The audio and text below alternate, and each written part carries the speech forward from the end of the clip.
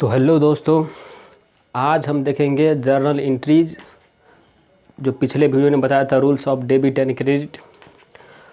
और journal entries इसको एक बार देखने के बाद लाइफ टाइम कभी भी कहीं पर जर्नल एंट्रीज का कोई भी प्रॉब्लम्स नहीं होगा।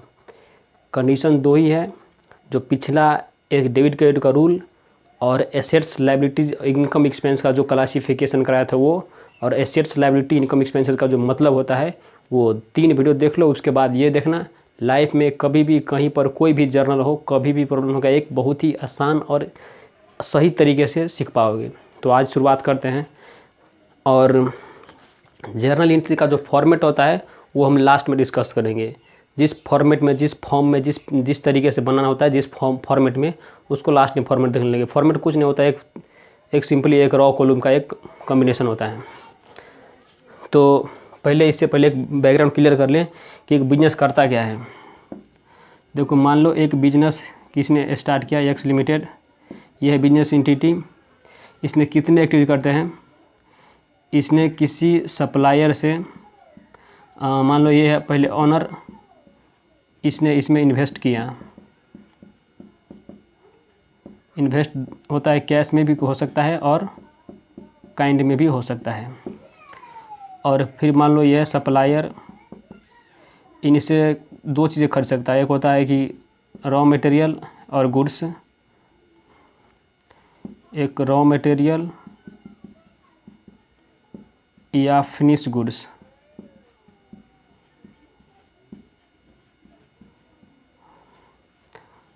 और हो सकता है एसेट्स। इनके बाद या प्रोसेसिंग करके डायरेक्ट उसको क्या कर सकते हैं, सेल कर सकते हैं वो भी, और सेल कर सकते हैं वो भी कैश में और क्रेडिट में। परचेज भी कर सकते हैं किस में, दोनों तरीके से, कैश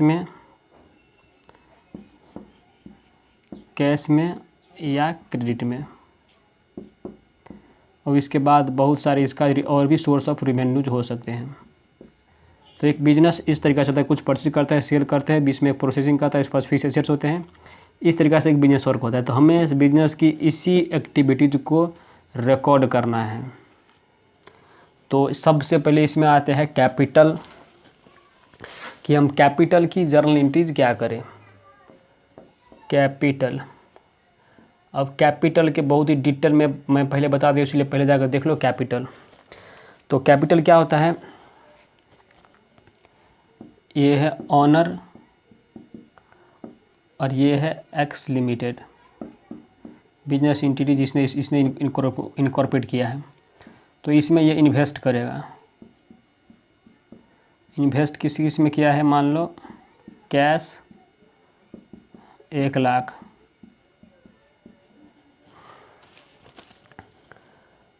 फर्नीचर मान लो 50,000, दूसरा लैंड 20 लाख, तीसरा बिल्डिंग रुपीज़ 10 लाख। तो इस एक्स एंटिटी इसको कैसे रिकॉर्ड करेंगे, तो हमें इसको देखना है। तो रूल्स पहले मालूम ही होगा। तो अब देख लो कि एक्स लिमिटेड क्या रिकॉर्ड करेगा। हमेशा अब हम एक्स लिमिटेड की बात करते हैं, बिजनेस एंटिटी की बात करते हैं। तो 1 नंबर ले लो, किराए की फॉर कैश। तो कैश एक बिजनेस एंटिटी के पास आया जो उसने ऑनर ने दिया। तो कैश क्या है, एसेट्स। और एसेट्स को इंक्रीज होने को हम क्या बोलते हैं, डेबिट। और अमाउंट इसका कॉरस्पॉन्डिंग है 1 लाख। और दूसरा इसके पास क्या बढ़ रहा है, फर्नीचर। फर्नीचर क्या है, एसेट्स। एसेट्स में हो रहा है इंक्रीज। तो एसेट्स में इंक्रीज अकाउंट को हम क्या करते हैं, डेबिट करते हुए 50,000। और दूसरा इसके पास एक है लैंड। तो लैंड भी क्या है, एसेट्स है। जो एसेट्स की वैल्यू को बढ़ा रहा है, तो हम उसकी अकाउंट को क्या करते हैं, डेबिट 20 लाख। दूसरा है बिल्डिंग।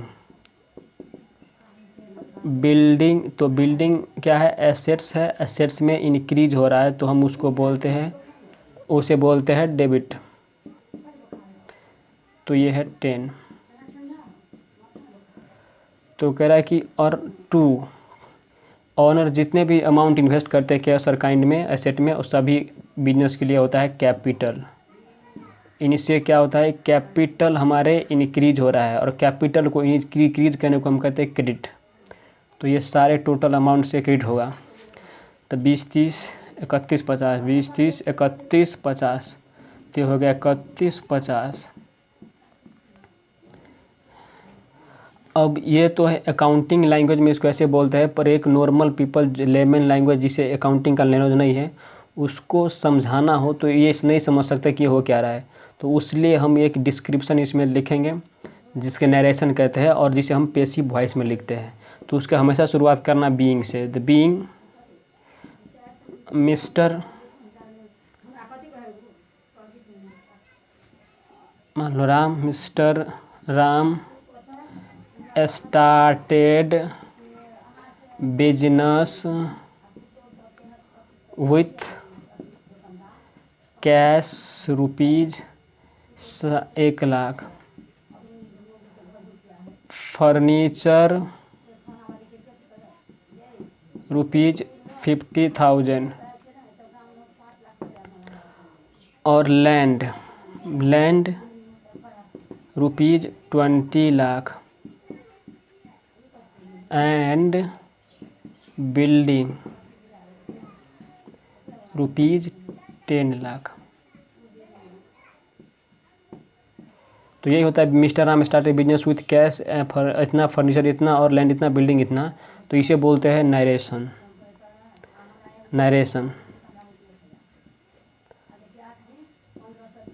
जिसे हम पैसिव वॉइस में लिखते हैं, हमेशा नहीं याद हो तो इसे सिर्फ बीइंग करके जो ट्रांजैक्शन होगा उसको लिख देना। तो एक हो गया बस, कैपिटल की इतना ही एंट्री होगा।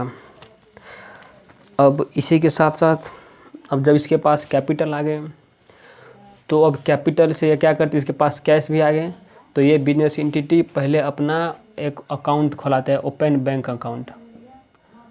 ओपन बैंक अकाउंट किस में खोलते, किसके नाम खोलते, in the name of business. Owner के कुछ भी नहीं है, अब ऑनर की हम बात कभी नहीं करेंगे, अब सिर्फ बिजनेस की बात करेंगे। तो बिजनेस उसमें एक अकाउंट खुलाते हैं। जैसे मान लो अकाउंट खुला लिए SBI में, इन SBI रुपीज 1,00,000।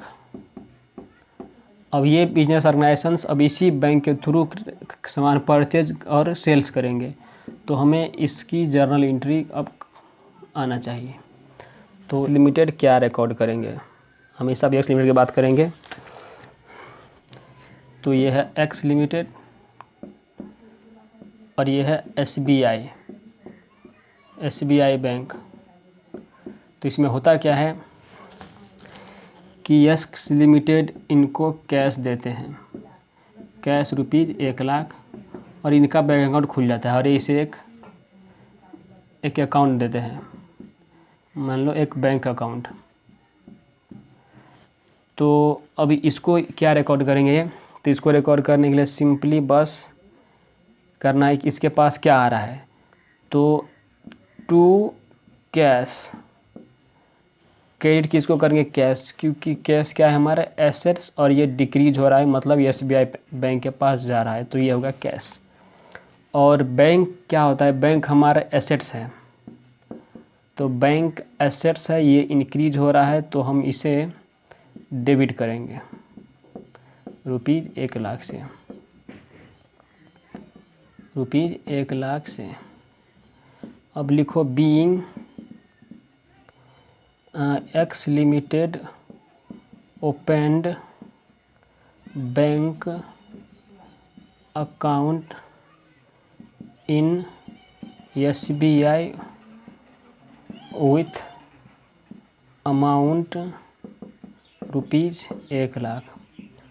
कहने का मतलब जो ट्रांजैक्शन है उसको इसमें कॉपी कर दो और स्टार्टिंग में बिंग लिख दो, बस हो गया।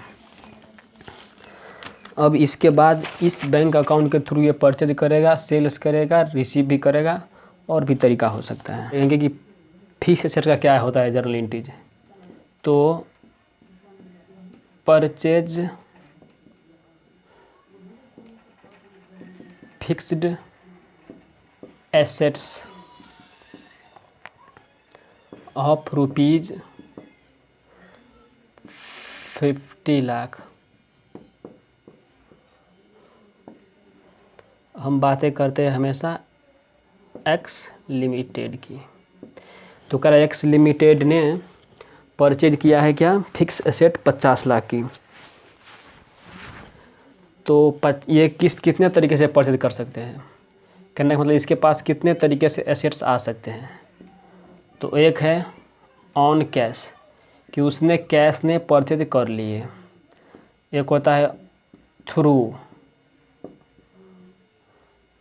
बैंक, मतलब वो पैसे उनको बैंक के थ्रू देंगे, मतलब चेक देंगे, कैश नहीं देंगे। दूसरा होता है ऑन क्रेडिट, मतलब उधार में खरीद लिए, मालूम है ऑन क्रेडिट क्या होता है। तीसरा होता है ऑन एक्सचेंज, एक्सचेंज में इसके पास एसेट्स आ गए। और दूसरा एक ले लेते हैं ऑन सेटलमेंट, कि एक सेटलमेंट के थ्रू इनके पास एसेट्स आया है।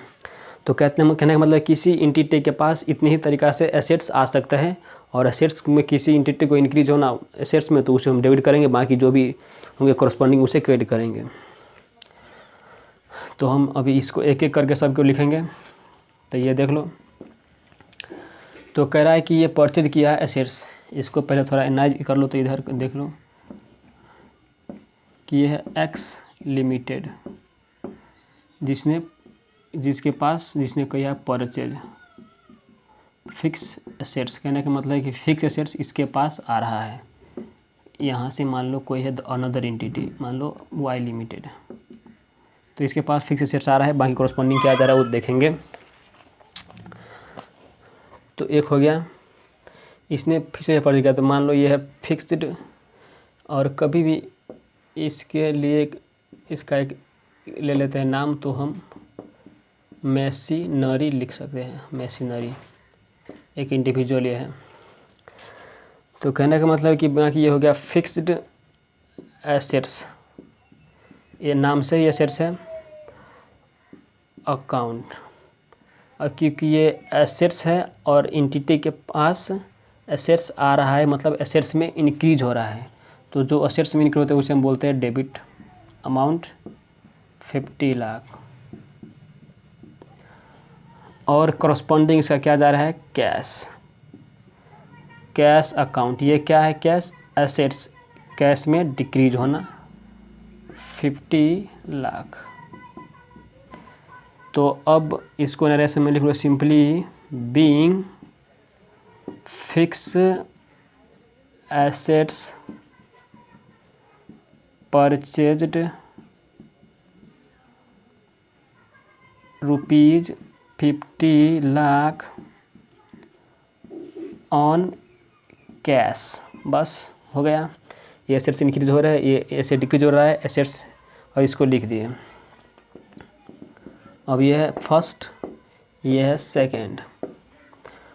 तो इसमें भी देख लो, क्योंकि इसके पास हमेशा क्या है, फिक्स्ड एसेट्स इंक्रीज हो रहा है, फिक्स एसेट्स अकाउंट, मतलब एसेट्स में इंक्रीज होना, इसे बोलते हैं डेबिट 50,00,000। दूसरा है अकाउंट, दूसरा क्या डिक्रीज हो रहा है, एक है बैंक। तो बैंक अकाउंट, बैंक क्या है हमारे, एसेट्स, एसेट्स में डिक्रीज, तो उसे करो क्रेडिट। तो लिख लो being fixed assets purchased through bank. बस यह है कि एक्सेट से कितनी की डेबिट और एक से डी क्रेडिट। अब है क्रेडिट, तो ये है 3 नंबर। तो 3 नंबर के लिए बस यहाँ पर लिखता हूँ फिक्स एसेट्स, तो हमेशा इसके पास आ रहा है तो ये हमेशा फिक्स एसेट डेबिट होगा। Fix assets account. Fix assets क्या है? एसेट्स है, एसेट्स में इंक्रीज हो रहा है तो हम करेंगे इसे डेबिट। अमाउंट 50 लाख। और दूसरा ये हो रहा है कि क्रेडिट में है, तो जब हम क्रेडिट में किसी से परचेज करते हैं तो उसे हम बोलते हैं क्रेडिटर्स। और क्रेडिटर्स क्या है? हमारे लायबिलिटीज है, और लायबिलिटी में इंक्रीज होने को हम करते हैं क्रेडिट। तो ये अकाउंट हो गया क्रेडिट। तो अब नरेशन में क्या लिखना है? Being fixed assets purchased on credit. अब 4 नंबर, इन दोनों को थोड़ा अलग समझाते हैं, इसको पहले रब कर लेते हैं। अब देखते हैं एक्सचेंज। एक्सचेंज में एक एंटिटी के पास कैसे एसेट्स आ सकते हैं, तो इसके लिए बस एक एग्जांपल ले लेते हैं कि x limited purchased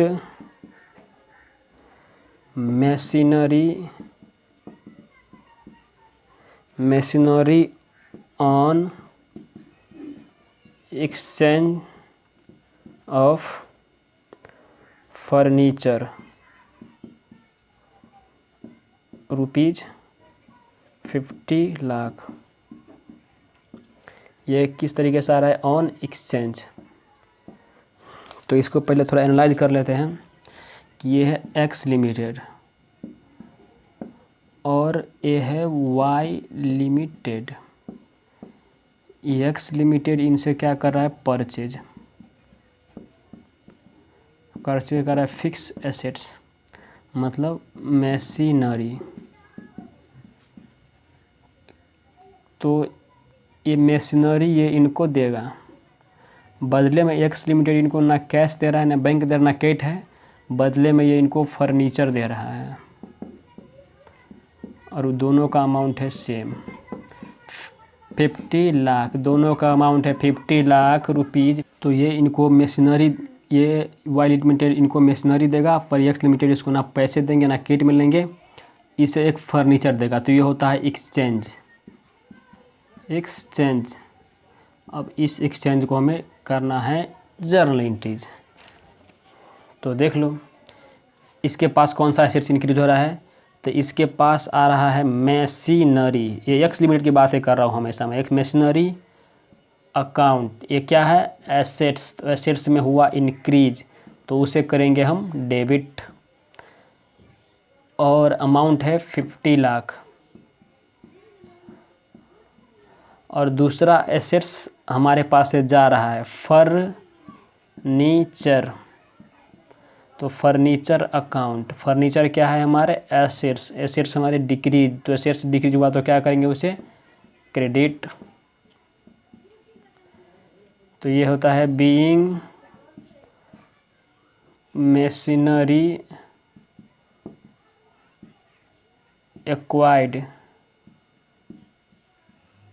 in exchange of furniture rupees 50 lakh. बस हो गया। तो ये भी हो गया, ये भी हो गया, ये भी हो गया, ये भी हो गया। और देखते हैं सेटलमेंट वाले। तो इसको भी हम एक एग्जांपल से करेंगे। Settlement fourth. सेटलमेंट क्या होता है पहले इसको पहले देख लो क्या होता है सेटलमेंट। ये है एक्स लिमिटेड और ये है मान लो एस लिमिटेड। सिंपली इसी को लेते हैं वाई लिमिटेड, क्यों नाम बदले बार बार। तो इसने इनको पहले कभी सेल किया था, सेल ऑन क्रेडिट, मान लो रुपीज़ 1 लाख। तो इसने एक्स लिमिटेड ने इसको सेल किया था क्रेडिट में 1 लाख की। तो वाई लिमिटेड एक्स लिमिटेड का क्या हो गया, डेटर। अब कह रहा है कि वाई लिमिटेड इनको पैसे इनको देने पड़ेंगे, डेटर का मतलब ये होता है देने पड़ेंगे। तो वाई लिमिटेड कहता है कि मैं पैसे तो नहीं दे सकता, पैसे के बदले में मैं एक एसेट्स दे देता हूँ। तो मान लो उसने उतने अमाउंट की मशीनरी दे दी,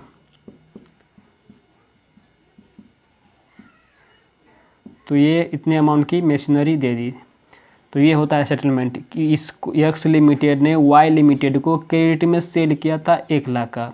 तो ये हो गया इनका डेटर। अब डेटर को इनको पैसा पेमेंट करना है, तो ये वाई लिमिटेड कहता है मैं पैसे पेमेंट नहीं करूँगा, तुम्हें मशीनरी की ज़रूरत है तो मशीनरी तुम उनसे ले लो उतना ही अमाउंट का, तो 1 लाख का। इसे बोलते हैं सेटलमेंट। एक होता और भी होता है सेटलमेंट का मीनिंग, पर एक सेटलमेंट का एक एग्जाम्पल है। तो इनको एक्स इस ट्रांजैक्शंस को, इस सिचुएशंस को एक्स लिमिटेड क्या रिकॉर्ड करेंगे। तो एक्स लिमिटेड के पास आ रहा है क्या, मशीनरी अकाउंट। मशीनरी क्या है, एसेट्स। एसेट्स में हो रहा है इंक्रीज, तो हम उसे करेंगे डेबिट। और एक हो हमारे क्या है ये डेटर, तो डेटर को करेंगे क्रेडिट। डेटर क्या है, डेटर अकाउंट। डेटर क्या है हमारे एसेट्स। एसेट्स में हो रहा है डिक्रीज, तो हम इनको करेंगे क्रेडिट। अमाउंट है 1 लाख, तो अमाउंट है 1 लाख। नरेशन है बस उसी ट्रांजैक्शंस को कॉपी कर दो, पहले बीइंग से शुरू कर दो। Being machinery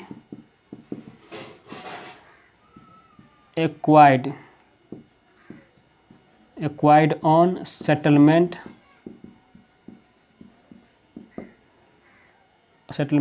of debtor with, बस हो गया डेटर।